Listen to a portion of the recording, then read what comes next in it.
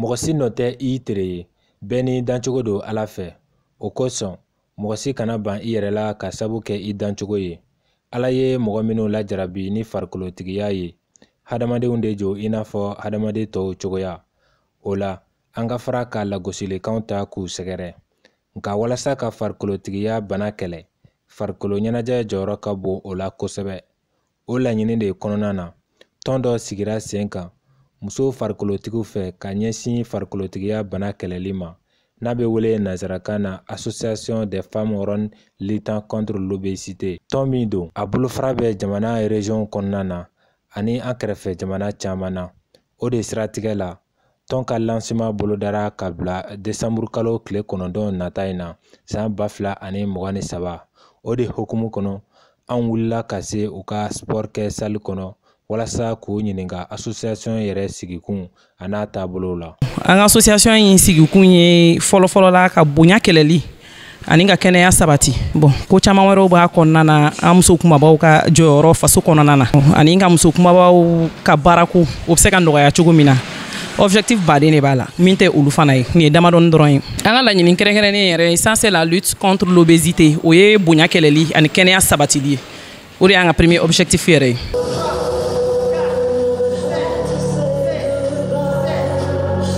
Mobilisation in dannen tɛ Bamako dɔrɔn na. Aw ɲɛ bɛ mun na olu ye Bamako membre dɔw ye. Nin t'a membre bɛɛ ye yɛrɛ parce que a mana kɛ cogo o cogo wagati dɔ la an bɛɛ tɛ se ka ɲɔgɔn sɔrɔ wagati kelen na.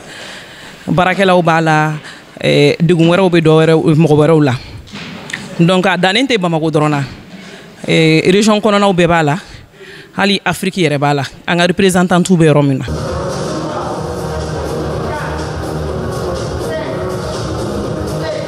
An wulila ka se premier ministre ma n'o ye docteur Choguel Kokala Mayiga ye, n'o y'an ka jamana ministre ye, premier ministre ye. An wulila ka s'a ma ka taa an ka laɲiniw ɲɛfɔ a ɲɛna, k'an ka degun fɔ a ɲɛna. An ye laɲini minnu fɔ a ɲɛna, an nimisi wasara kosɛbɛ. A y'an jaabi, a diyara an ye, en même temps a ye conseils d'an ma k'an kana ban an yɛrɛ la, an ka k'an yɛrɛ fɛ sabu bɛɛ n'i kɛcogo don diɲɛlatigɛ la. An wulila ka s'a ma dɛmɛ ɲini min fana na, an b'a dɔn k'a fɔ il a répondu favorablement. Hali ni o yɛrɛ fana dɔrɔn tɛ, ani ministère caman fana u b'an ka kow kalama, tel que le ministère de la santé, ministère de la promotion de la femme, de l'enfant et de la famille, ani ministère de la jeunesse des sports, ani ministère de la culture.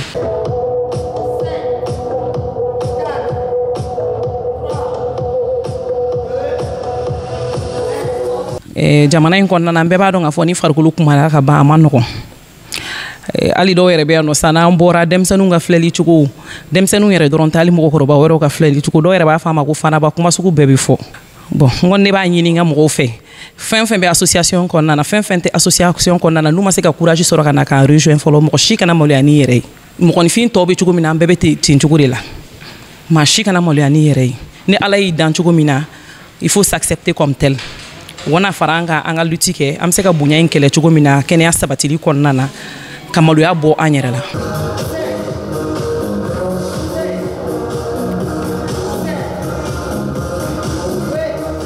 Comme n bɔra k'a fɔ sisan, welewelekan kelen de don k'a lase u bɛɛ lajɛlen ma, u ka maloya dabila. Fɛn fɛn filɛ nin ye, caman bɛ yan nɔ u bɛ na donni kelen min kama maloya de tun b'u la. Ni n'u kumana n k'u ka maloya bila, u kana fara an kan. Sabula an bɛ yan nɔ aw yɛrɛ ɲɛ b'a la. I mana fɔ i ka bon cogo o cogo i bɛ na i bɛ dɔ ye o ka bon n'i ye, e yɛrɛ fana ka bon ni dɔ ye. Donc maloya kɔni t'o la, ani mɔgɔ wɛrɛ si tɛ sport kɛ. An muso farikolotigi gansan dɔrɔn de bɛ sport kɛ nin heure la salle de sport kɔnɔ. Donc o kɔni i b'a dɔn o la maloya tɛ yen nin nɔ. An b'an ka degun ɲɛfɔ ɲɔgɔn ɲɛna, an bɛ conseils di ɲɔgɔn ma. Donc n b'a ɲini aw fɛ, muso farikolotigi fɛn fɛn bɛ yen nɔ a ye maloya bila. Maloya yɛrɛ kɔni complexe zéro o de y'anw ka association ye.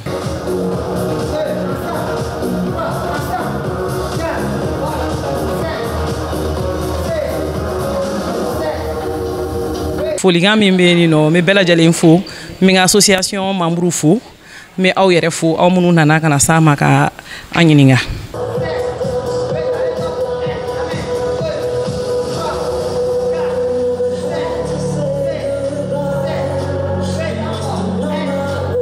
Bon danfaraba de b'u ni ɲɔgɔn cɛ parce que muso minnu ka bon tan, femme ronde mɔgɔw olu ka programme c'est bien fixé, olu ni tɔw ka programme tɛ kelen quoi. Nous n'avons pas entraînement mais on a beaucoup à part parce qu'on a bon trop c'est que c'est sugu dɔ kɛ quoi, c'est pas bon. donc entraînement kan ka entraînement qualité kan ka k'u kun o de bɛ k'u kun non entraînement normal tɛ kelen entraînement normal jeune bɛ mun kɛ o de ye entraînement normal mais nun entraînement a bɛ calculer de u kan ka mun kɛ bi sini u kan ka mun kɛ sini u kan ka mun kɛ et aussi n'u bɛ so u kan ka régime fana suit a bɛɛ de bɛ f'u ye quoi i m'a ye olu ka problème ni tɔw ka problème tɛ kelen ye quoi parce que quand tu as du poids i ka entraînement danfara de b'a la.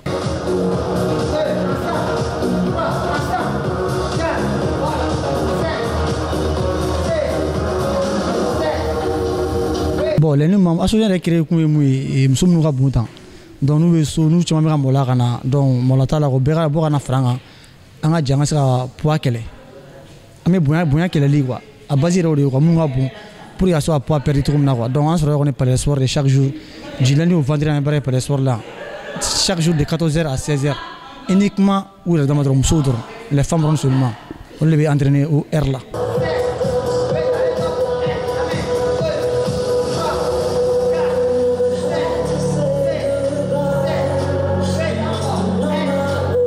Ne bɛ se ka min fɔ musow tɔw ye minnu bɛ so donc u ka bɔ ka na fara an kan o de kɔni ka d'an ye u ka bɔ ka na fara an kan an sɔrɔ palais sport de an ka se ka bonya kɛlɛ bonya m'u kan poids m'u la ta donc an ka se ka sport kɛ walasa ka poids in perdre quoi parce que poids in n'a b'i kan dɔrɔn c'est a ma nɔgɔn quoi a bɛ ji kan quoi donc n'i ma sport kɛ dɔrɔn solution t'o la quoi f'i ka sport kɛ pour que i ka mouvement ka se ka nɔgɔya i bolo i ka se ka lafiya i farikolo la donc f'i ka sport kɛ n'a ye c'est ça an ka lancement de parce que an ka lancement de c'est le 9 décembre. Et aussi, je me profite k'a fɔ bɛɛ ka bɔ ka na donc o kana an ka lancement diyan bolo c'est le 9 décembre a bɛ kɛ palais sport yɛrɛ kɔnɔ yan bon maaw yɛrɛ fɛnɛ Mali kunnafoni donc an minnu na interview vraiment a diyara n ye Ala k'aw bolo mɛn a ka baara la.